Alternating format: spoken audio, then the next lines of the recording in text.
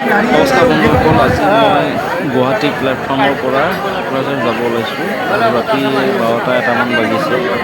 চাওক প্লেটফৰ্মত মানুহৰ অৱস্থা, মানে গোটেই গুৱাহাটীৰ মানুহ প্লেটফৰ্মত জমা হোৱা যেন লাগিছে। খোজ দিয়া জেগা নাই, ট্ৰেইন এটা পিছত এটা যাই আছে। পূৰা মানুহ ভৰ্তি হৈ গৈছে। লাষ্টত টিকট কটা মানে বন্ধ কৰি দিছে।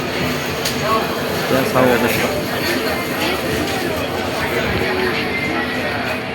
একচুৱেলি ভোট দিবৰ কাৰণে আহিছে মানুহবিলাক, চব ঘৰে ঘৰে আহিব মানে টাৰ্গেট লৈছে। কিন্তু কথাটো হ'ল, মই এইকাৰণে ভিডিঅ'টো কৰিছোঁ যে আমি চৰকাৰৰ কাৰণে ভোট দিবলৈ যাওঁতে যদি ইমান কষ্ট পাব লগা হয়,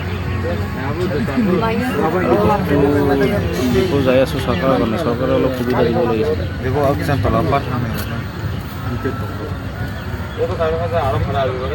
চাওক কেনেকৈ অৱস্থা, মানে খোজ দিয়া জেগা নাই ভিতৰত।